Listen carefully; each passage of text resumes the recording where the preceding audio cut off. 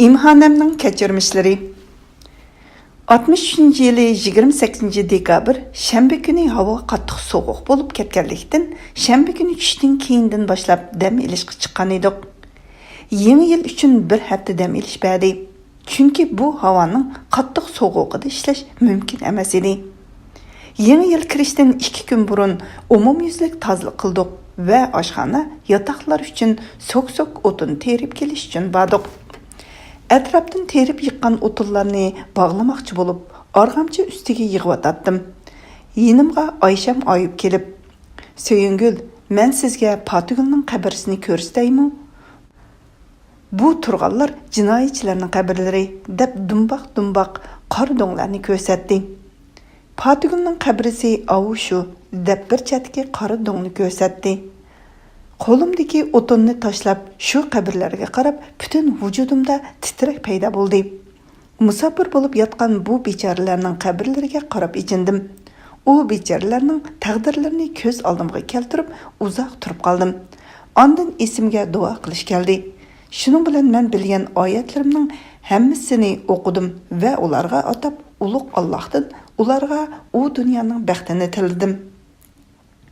Ey baxtsiz jonlar, sizlar kimlarning aziz jon jigar farzandlari va kimlarning ota-onasi va qarindoshlari bo'lg'aydinglar.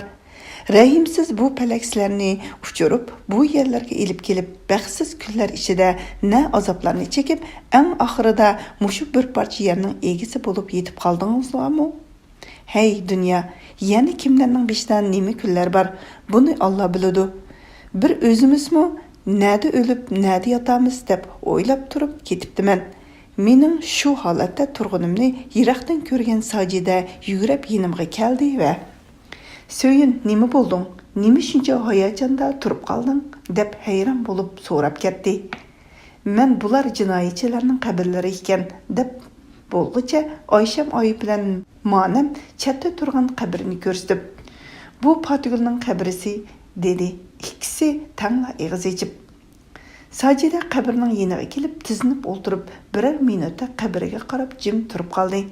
Hammamiz xiyol bilan turardik. Yiroqdan Duyjang bizni ko'rib, "Hey, nima bo'ldinglar? Chopsam bo'linglar, qaytamiz" deb vaqirdi. Biz o'tinlarni dumbimizga yutib, ko'tirib qaytdik.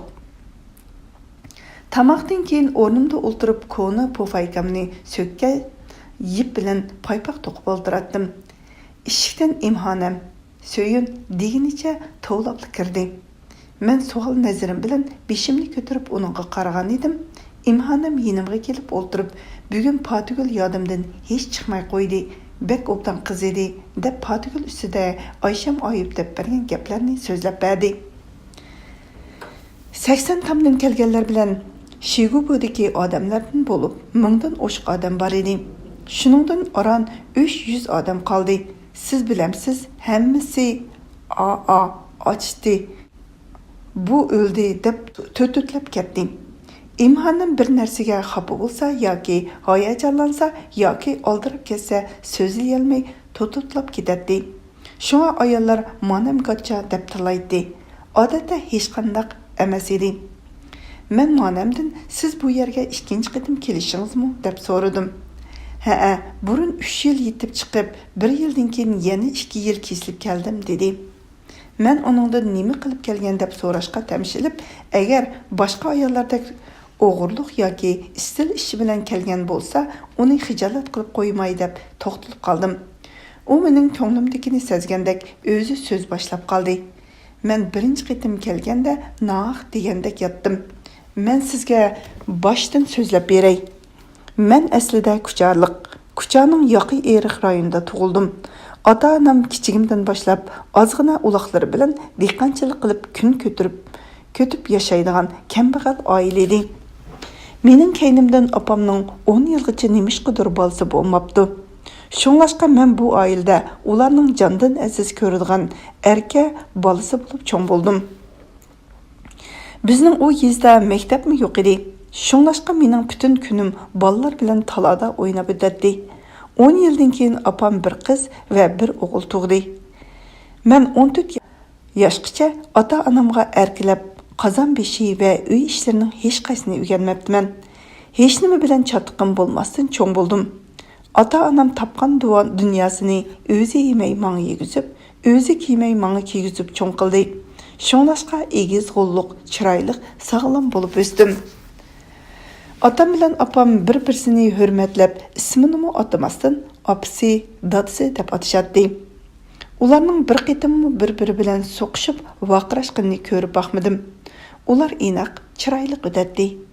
Men cho'ng bo'lib 15 yoshga kirganda bular bir-birisi bilan xafa bo'lishib, tarang-turang qildigan, ba'zida ular batnishib gap qilishmay yuradigan vaqtlarimi bo'lgan bo'ldi. Men hayron bo'latdim. Nima uchun xafa bo'lishqinni bo'lsa, tushunmaydim. Uyimizga mehmonlar kelib kelsa, orqadan bu ikkisi gap tashib xafa bo'lishadi. Bir kuni taladan yugurib hovliga kirsam, otam bilan opam yana gap tagishib etibdi. Otam, imhanam texi kichik. Uni yaqin yurtqa avatishga men chidamayman. Özümüz bilgan, özümüzga o'xshash, o'zimizning yurdidagi birsiga bersak deyman. Qodir Axunning o'g'li Abdulla Qarim obdan yetim. Shuningga berayli desa, opam, qo'ysala u Sadalafni, ochamning o'g'li G'ofurjonga berayli. Qizimizni Qodirga berib, cho'ng shaharda rohat turmush kechirsin deyman. Hey dadisi, sizlar nimishqa o'ylanmayla deb xafa bo'ladi. Bular her ikkisi öz sözünü ötküzüş için vaqarashqili o'tirganda men xuddi taladan amdili kirgan bo'lib uyga yugurib kirib edim. Ular jim bo'lishib qoldi. Men apamning achisini ko'ribmi baxmagan edim. U kuchar shahrida turadi. Ularning turmushlari biznikidan holliq bo'lganlikdan apamni izlabmi qo'ymaydi. Apam o'zi bir ikki qitim kucharga berib kelgan edi. Men 17 yoshga kelguncha opam hech kimga bermasdan ochisining o'g'lini saqlab yotdi. Opam shu yillar ichida o'ltirib, menga do'ppa, kashta tikib, jilda qizil tovarlardan ko'ynak ishdan tikdi. Ishtanning uzun pishqig'iga kashtalar ishlab chiqdi. Shunda qilib onam otamni o'z so'ziga kirgizib, rozi qildirgan o'xshaydi. Otam qo'limizga bir o'kizni setib, menga kiyim-kechak elib kelibdi. Bir kuni ular kechacha uxlamay tayyorlik qildi. Atdiganda otam eshakni to'qib elib keldi. Ustiga chiroyli tovar ko'rpa soldi. Eshakning peshonasiga qizil latini gul qilib taqidi. Opam chochlarimni ushshaq qilib o'rib, yangi kiyimlarimni kiygizdi. Qizil tovar ko'ynak, yeshil gul chekkan chilning jiltak bilan kashta tikkan uzun pushqoq ishtanni kiygizdi. Yeshil do'ppi bilan yangi olgan qora batinkini kiydim. Bu kiyimler özümge acayip yarashdi. Aynakka qarsam özüm bugun acayip chiroyli bo'lib ketgandek ko'rindim. Otam meni eshakka mindirdi. Ukalarimning birini oldiga, birini keynimga mindirib, otam eshakni yetildi. Opam eshakning yenida mangdi. Shunda qilib kucharga qarab yo'lga chiqdik. Meni cho'ng opam eshikdan kelin qizim kaptig'u deb tushirganda, o'zimning cho'ng opamning o'g'liga to'y qilg'ili kelganligimni bildim. Biz kelib 2 kundan keyin cho'ng opamning o'g'li Urumchidan keldi. U mendan xeyli cho'ng bo'lsa-mu, lekin opamning Qodir cho'ng shaharda yashaydi degan so'zi uning hech qanday kamchiligini ko'rsatmadi. To'y bo'lib 2 kundan keyin biz Urumchiga mengishga hozirlandik. Otam bo'lsa kelgan kundan tatib ko'z yoshlari qurmay yig'laydi. Soqollarimni bo'ylab oqqan ko'z yoshlarini ko'rganda ko'nglim buzilib, ichim siqiladi. Biz xo'shlashib manganda otamning o'zini tutolmay ezilib yig'laganligini o'ylasam, hozirmi ko'nglim buziladi deb imhonan ko'ziga yosh oldi. Bir oz to'xtab olib, ondan yana so'zlashga kirishdi. Biz do'xmushdan burilib ketguncha otam yig'lagan peti qoldi. Onam bo'lsa bek xo'shal edi. Xuddi meni jannatning eshigini ichib kirgizib qo'ygandek xotirjam uzitib qoldi. Biz Urumchiga kelib, Gezitxonaning oilalar guruhidan bir ex uyga joylashdik. Dastlab kelganda Urumchi ko'ngillik ham go'zal ko'rinib, o'zimni xo'shol ham baxtli his qildim. G'ofur meni qadrlab yaxshi ko'rdi. Menga tamoq qilishni, uy tutishni o'rgatdi. Hammadan qiziqi, biz kelib 3 kundan keyin uyga G'ofurning og'aylari mehmon bo'lib keldi. G'ofur lag'man qilayli, ko'ktatlamni to'g'ra, men say qilay, siz xemirni rostlang dedi. Men umrimda xemir yug'urib ko'rmagan.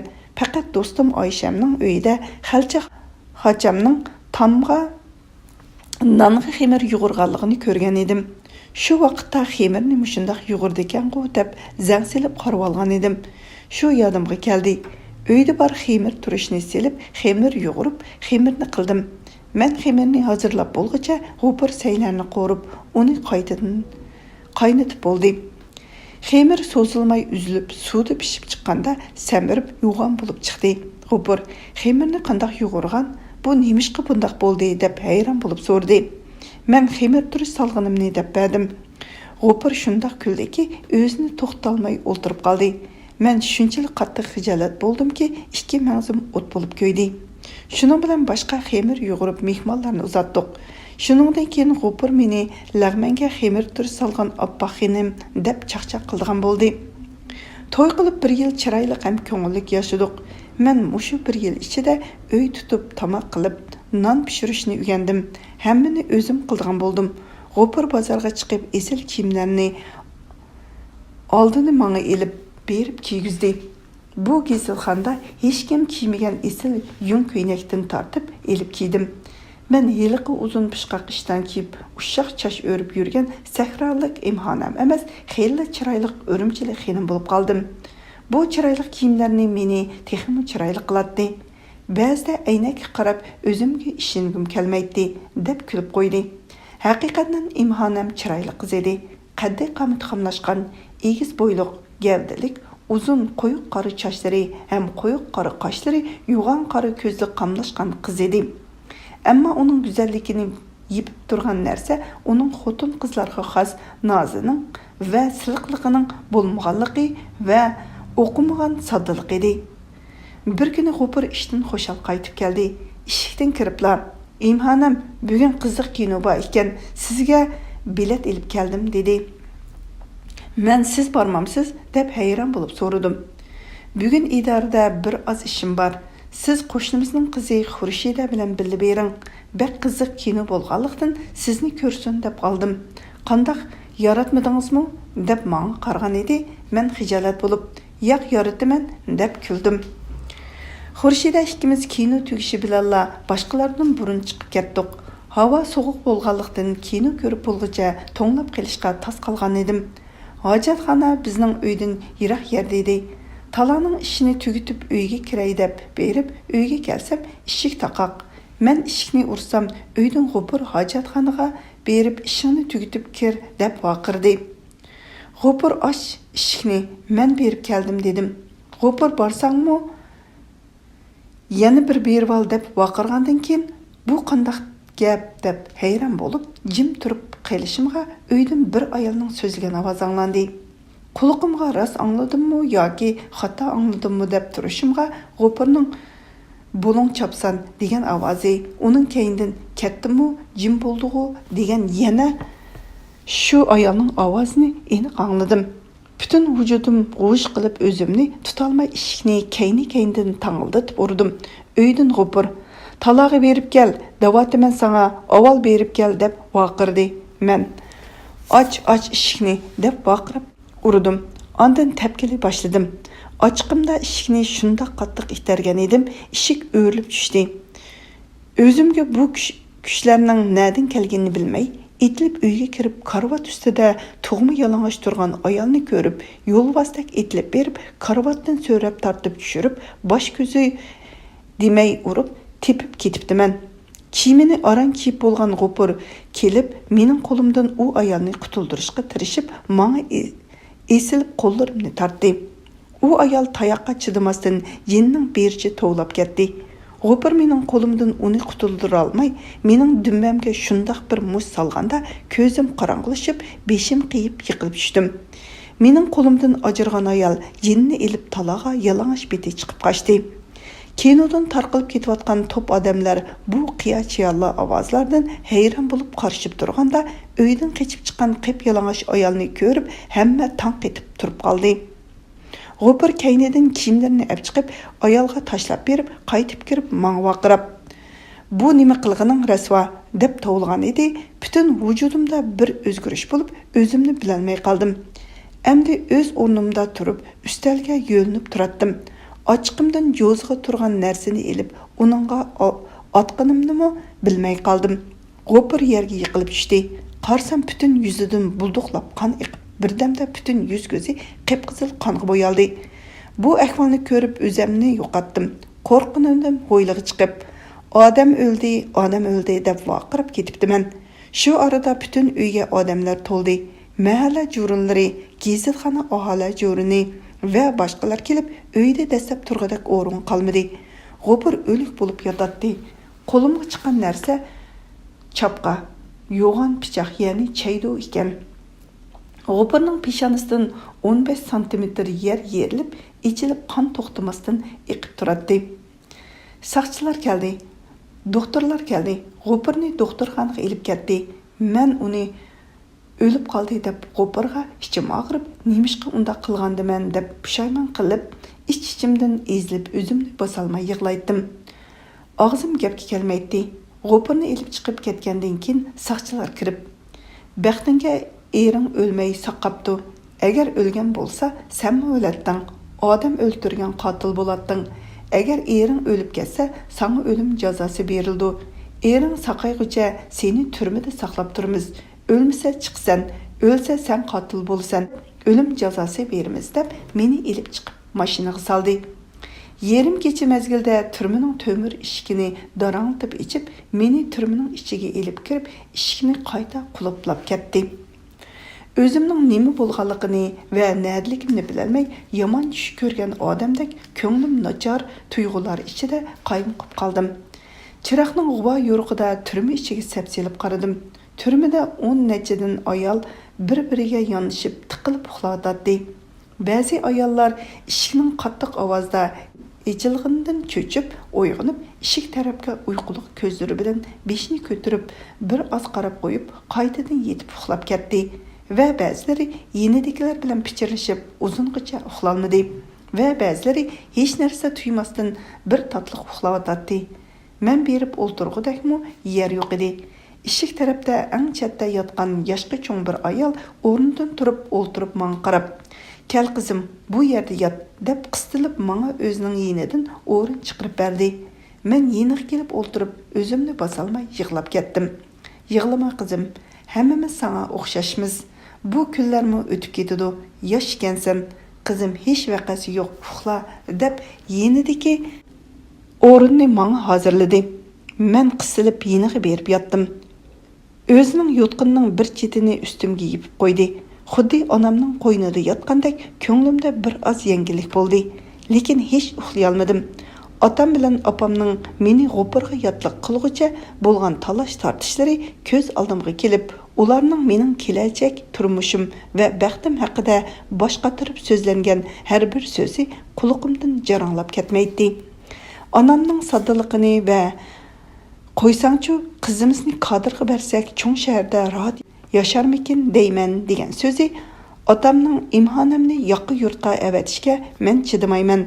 O'zimizga o'xshash o'z yurtimizdagi birsiga bersak deyman degan so'zlari, otamning bizni uzatganda yig'lagan yig'isi, yuzini bo'ylab oqqan ko'z yoshlari ko'z oldimga keldi. O'zimni bosolmay buqildab yig'lab ketdim. Ota-onam, ukalarim va o'zimning tug'ilib o'sgan go'zal yezlarimni eslab qaytib ketkim keldi. Ammo men hozir nada? Oldimda nima kunlar bor? Bularni o'ylash qiyin edi. Hech kimmi yo'q. Yolg'iz beshimga musofirchilik keldi. Uxlay olmay hasrat chekdim. G'opirning qonga milingan qiyofati yildan-yilga ko'z oldimga keladi. Har bir ko'z oldimga kelgan sari yurakim mo'jilatdi. Meni shayton ozdirdimi yoki g'aflat bosdimi? Nima kelishmaslik bu? Hech o'ylab boqmagan ishlar bir qancha minut ichida yuz berganiga o'zimningmi ishongim kelmaydi. O'ngimmi, tushimmi deb o'ylaydim. Shunda qilib tongga yaqin uxlab qoldim. Tushimda Yoqa Eriq rayonidagi o'zimizning uyining oldidagi sayliqda qizlar bilan yeshil maysining ustida dum yetib 4 quloq izlayotdik. Toshqin suv chaqirib kelib qoldi. Biz o'rnimizdan turib qechib ulgurmadik. Suv kelib bizni elib ketdi. Qizlar nada bilolmadim. Shundoq cho'ng suvning o'rtasida bir cho'kib, bir chiqib eqishga boshladim. Toshqin suvni bo'ylab onam bilan otam meni qutuldirish uchun jon jakli bilan yugurib keladi. Atamning imhanam, imhanam degan qattiq vaqirgan ovozi qulqimga anglandi. Atamning kaynidan yugurib kelayotgan onamning beshidagi yog'liqimi tushib qolib, chochlari cho'lib parishon holda vaqirab kelayotganligini ko'rib, qo'limni chiqarib so'zdim. Lekin suv uluq oqqanlikdan men ulardan tezla uzab ketdim. Vaqiray desam, ovozim chiqmaydi. Bir kuchab shundoq vaqirgan edim. O'z ovozimdan o'zim cho'chib uyg'onib ketdim. Shu vaqtdagi ko'nglimning qanchalik yomon bo'lganligini men sizlarga aytib tushuntirib bera olmayman. Balkim yarim soat uxlagan bo'lishim mumkin. Ko'ngilsiz xiyollar bilan ko'zimga hech uyqu kirmadi. Tongga yaqin yana qattiq uxlab ketibdiman. Turma ishkining qattiq taranglashib, cho'chib uyg'onib, o'zimning turmada ekanligimni esladim. Ko'nglim aski bo'ldi. O'rnimdan turib, tomga yo'linib, ikki tizimni quchoqlab o'tirdim. O'zimni tutolmay yig'lab ketdim. Yenimda yotgan qiyr ayol yenimga kelib, muramdan quchoqlab, "Yig'lama qizim, odam bolasining beshiga har ishlar keldi. Bizga qara, bizlarmi sang o'xshash odammiz. Bizlar nima jinoyat qildik, bilmayman. Gunohsiz to'kmat bilan kelib qoldik. Bu kichik yosh qizlarning nima gunohi bor? Hammasi sang o'xshash birsining aziz bolalari. Farishtadek gunohsiz sop qizlarmi? Qizlar bu dardlar boshqa kelgandan keyin amalsiz sabr qilib o'ltiribdi. Qizim, yig'lig'ining bilan ish o'rniga kelmaydi. Hammani sabrlik bilan kutish kerak", deb bezlashga boshladi. Qizlar hammasi cho'ridab kelib, mening yoshlarimni ertib, qo'llarimni silab tasalli beradi. "Bizmi sizga o'xshash yangi kelganda qo'rqib ketib yig'lagan edik. Baxtimizga Patam opam biz bilan bo'ldi. Dana Patam opam xuddi o'z onamizga o'xshash biz uchun ko'p yaxshi bo'ldi", deb har qaysi o'z ko'nglicha meni bezlashdi. Men o'zimning yolg'iz emasligimni bilib, ko'nglim bir oz tinchidi. Ular mendan ismimni va nima sababdan kelganligimni so'radi. Men o'z ahvolimni so'zlab berdim. Patam ona anglab, "Siz o'zingiz ishlagan ish bilan kiribsiz qizim. Biz-chu hech bir qilgan ishimiz yo'q. Kelib o'ltiribdik. Menidan men 63 yoshdaman. Erim o'lgili 2 yil bo'ldi. Erimdan qolgan 3 ig'iz uyimdan boshqa hech narsam yo'q edi. Ish bajarish o'rnidan har oyga 15 so'm berib turadigan bo'ldi. Uningdan boshqa hech qanday kirbim yo'q edi. Bu pul qo'rsaqqa yetmaydi. Turmushda qiynalgandan keyin 3 ig'iz uyning bir ig'izida o'zim o'ltirib, 2 ig'iz uyini ijaraga berdim. Ijaraga o'ltirgan odam bizning mahallamizning jo'rini Osixon jo'rin edi. Ular 1 yil o'ltirgan bo'lsa-mu, lekin 3 oylik ijardan boshqa hech qanday ijarasini bermadi. Ana-mana deb kelib, oxirda ularga uyni bo'shatib berishni va boshqa birsiga ijaraga bermak bo'lganimni aytdim. 2 kundan keyin yarim kechada mahalla jo'rini Osixon bilan 2 soqchi kirib menga, "Sen kapitalizm yo'lga mangan zo'migar uy egisisan. Uy ijarasini yuqori so'rab, uyingda o'ltirganlarni ezib zulm qilgan. Shu sababdan qonun bo'yicha seni bugun qo'lga olish uchun keldik" deb kelibla meni yulib so'rab chiqib turmaga elib keldi. Bir haftadan keyin kaynimdan o'rin ko'rpa, kiyim-kechak narsalarimning hammasini singlimga topshirib, uyni Osixon bo'shatib elibdim. Mening 3 ig'iz uyim Osixon jo'ringa kerak bo'lib qolganlikdan men jinoyatchi bo'ldim. Men 63 yoshdagi bir mo'may mang'u mayli, sizlar texi 10 gulonglarning birsi ichilmagan yosh qizlar sizlarga uvol bo'ldi. "Mana qarang qizim", deb udulimda menga qarab o'ltirgan oppoq yumloq yuzlik, zilva bo'yliq bir qizni ko'rsatdi. Uning qalamdek qora qishi bilan bo'ta ko'zi, inchika uzun burni, nippiz qizil lablari uni intayin chiroyli qilib ko'rsatdi. Qo'yiq uzun qora sochlari zilva bo'yiga qo'ymu yarashgan edi. Chiroyidan tarbiyalik, aqlliq va nomuschanligi ko'rinib turadi. Men uning shunchalik go'zalligiga hayron bo'lib, havas bilan qarab qoldim. Patamxon ana so'zni davom qilib, "Bu Parizada qizga kimning ko'zi tushmasin? Nurg'ulg'an yigitlar bu qiz uchun urib yurganda, bularning mahalla jo'rining o'g'li Obul Qosim bu qizga ko'yib qolgan ekan. Obul Qosim opasining mahalla jo'rini bo'lganligidan va o'zini bu mahallaning raisi qatorida hisoblab, har kimga zo'rlik va hukmronlik qildi ekan. Obul Qasımның apsi Havaxan şu məhəldəki xalqlarını paylab, kişilərni iş beceriş ornuğa çeqiştirib, tutub berib, yürgənlikdən ətdigən çıxıb ketib, kəş qaranğuda aran herib, içib uyga qaytadı ekan. Eri və balları bilənmi karı bolmay qaladı ekan. Şunlaşqa Obul Qasım kichigida maktabga boraman deb chiqib ketib, ko'chalarda o'ynab, ballar maktabdan qaytgandan keyin qaytib yillarni boshqa o'tkazib, nodon qilishdan tashqari lükchak, horaqkash bo'lib cho'ng bo'pti. U bu mijozi bilan mahaldagi hamma odamni qo'rqitib yuriydi ekan.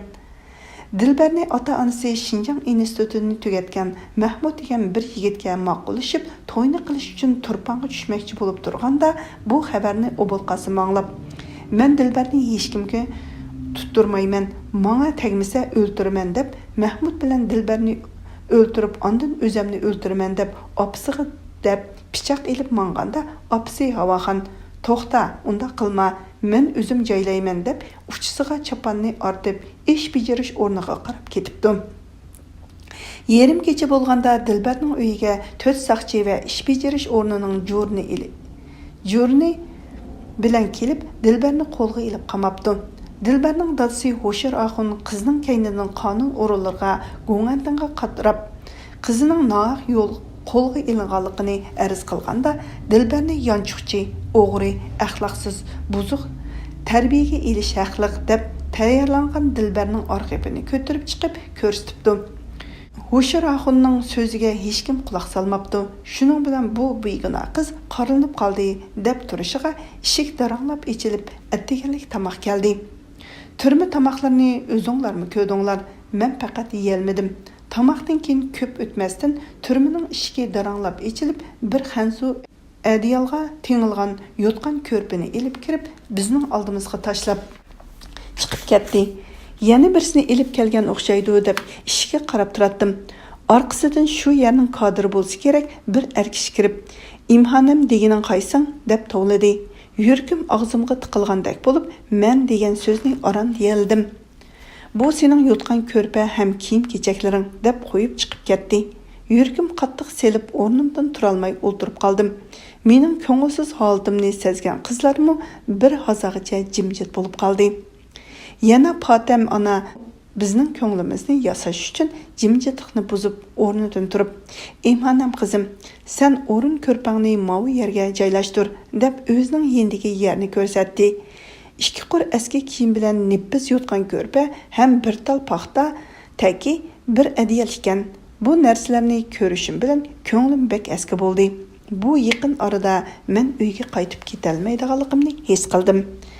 Ertasi degan choyni ichib o'ltirganimda turmaning kichik eshigini daranglatib ichib, tari so'g'uq bir odam bizga qarab, "Tamoqlaringlarni chapsan yeb bo'lib, yuk taqlaringlarni ilib tayyor bo'linglar" dedi. Bu so'g'uq xabar hammamizning qalbini mujidi. Bizni nelarga ilib ketar deb hayotimiz xuddi qorong'u zulmat ichiga qarab kirib ketayotgandek bilindi.